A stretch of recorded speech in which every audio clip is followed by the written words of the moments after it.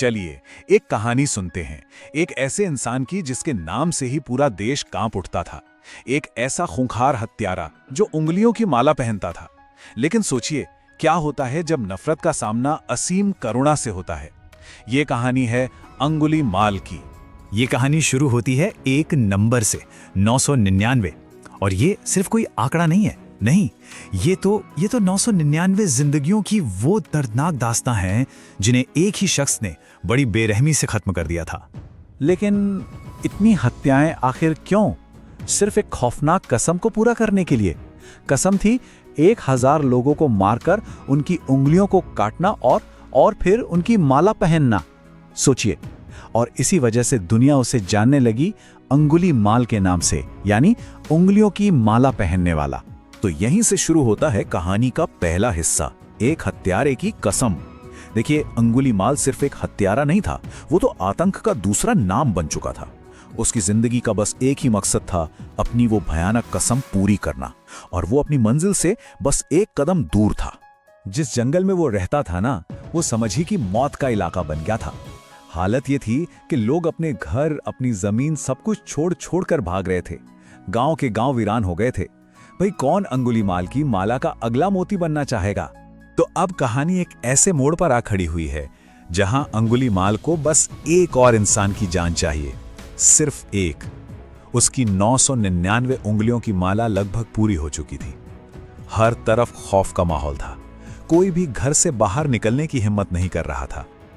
और ठीक उसी वक्त जब हर कोई डर के मारे भाग रहा था, एक अकेला इंसान पूरी निडरता से, बड़ी शांति के साथ उसी जंगल की ओर चलने लगा।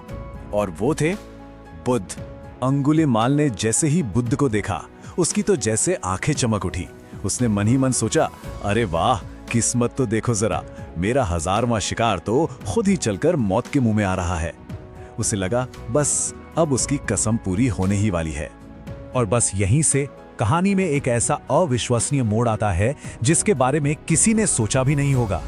एक ऐसी दौड़ शुरू होती है जो किसी के भी समझ से परे थी। और फिर कुछ ऐसा हुआ जिसकी कल्पना भी नहीं की जा सकती थी।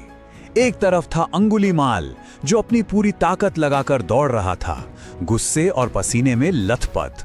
और दूसरी तरफ थे बुद्ध, जो बस बड़ी शांति से धीरे धीरे चल रहे थे। लेकिन कमाल की बात यह थी कि अंगुलीमाल मीलों दौड़ने के बाद भी उन तक पहुंच ही नहीं पा रहा था। तो सवाल यही उठता है कि आखिर यह हो कैसे सकता है? एक इतना ताकतवर हत्यारा जो पूरी रफ्तार से भाग रहा हो, वो धीरे धीरे चल रहे एक सन्यासी तक पहुंच क्यों नहीं पा रहा था? क्या चक्कर था ये? अब अंगुलीमाल दौड़ते दौड़ते बिल्कुल हाँफने लगा। उसकी सारी ताकत जैसे खत्म हो गई थी। गुस्सा, हताशा और हैरानी सब एक साथ। उसे समझ ही नहीं आ रहा था कि ये क्या हो रहा है, ये कौन सा जादू है। और आखिरकार जब उसकी सारी हिम्मत ने जवाब दे दिया तो वो पूरी ताकत से चिल्लाया, रुक जा। और बस इसी एक पल में कहानी पूरी तरह से बदल जाती है। अब बात शरीर की दौड़ की नहीं रही, बल्कि मन के ठहराव की थी। बुद्ध का जवाब एक ऐसा सवाल था जो अंगुलीमाल के अंदर बैठे राक्षस को हमेशा हमेशा के लिए बदलने वाला था। बुद्ध बड़े आराम से रुके, पीछे मुड़े और बहुत ही सौम्यता से कहा, अंगुलीमाल, मैं तो बहुत पहले ही रुक चुका हूं। सवाल यह है कि तुम कब रुकोगे। ये सिर्फ एक वाक्य नहीं था, ये तो एक आईना था जो उसे दिखा दिया गया। बुद्ध के ये शब्द किसी भी तलवार की धार से ज्यादा पैने थे। उन्होंने अंगुलीमाल के घमंड पर नहीं, सीधा उसकी आत्मा पर वार किया। और उसी एक पल में मानो सदियों से सोया हुआ इंसान जाग गया और उस राक्षस का दिल पिघलने लगा। तो बुद्ध के रुकने का असली मतलब क्या था? यह सिर्फ कदमों का रुकना नहीं था, नहीं, इसका मतलब था हिंसा के रास्ते पर रुक जाना। नफरत और लालच की जो ये कभी ना खत्म होने वाली दौड़ है, उससे रुक जाना। मन की उस बेचैनी से रुकना जो हमें हमेशा भगाती रहती है। और बस बिजली की रफ्तार से यह बात अंगुलीमाल के दिमाग में कौंध गई। उसे एकदम से समझ आया कि बुद्ध तो मन से बिल्कुल शांत हैं, वो तो रुके हुए हैं। भाग तो असल में वो खुद रहा था, हिंसा के पीछे, अपने गुस्से के पीछे, एक ऐसी दौड़ में जिसका कोई अंत ही नहीं था।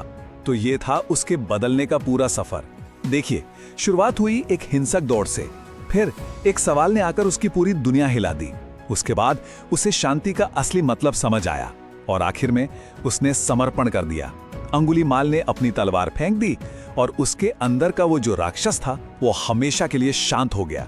तो देखिए, इस पूरी कहानी का जो सार है, जो सबसे जरूरी बात है, वो यही है कि असली शांति बाहर की दुनिया में भाग दौड़ करने से नहीं मिलती, वो तो अपने अंदर ठहरने से, अपने मन को शांत करने से मिलती है।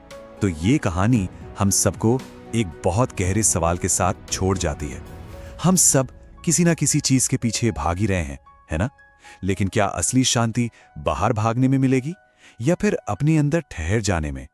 इसका जवाब तो शायद हम सभी को अपने अंदर ही खोजना होगा।